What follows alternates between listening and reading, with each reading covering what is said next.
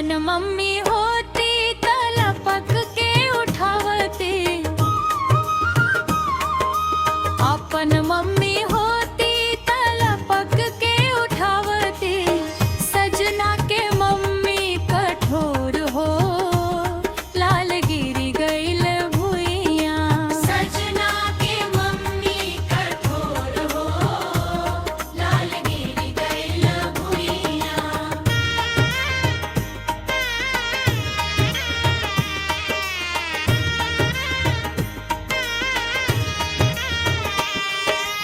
पालना के डोर कमजोर हो, लाल गिर गईल भुइया।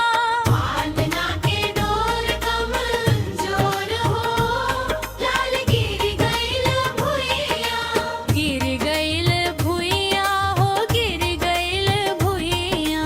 गिर गईल भुइया हो, गिर गईल भुइया। पालना के डोर कमजोर हो, लाल गिर गईल भुइया। पालना के डोर कमजोर हो, लाल गिरी गईल भुइया। अपन भैमी होती तलपक के उठावती। अपन भैनी होती तलपक के उठावती। सजना के भैमी कठोर हो, लाल गिर गईल भुइया। सजना के बहिनी कठोर हो, लाल गिरी गईल भुइया।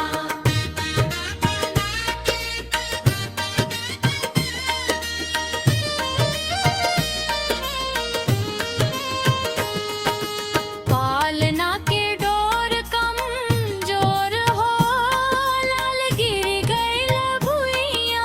पालना के डोर कमजोर हो, लाल गिरी गईल भुइया।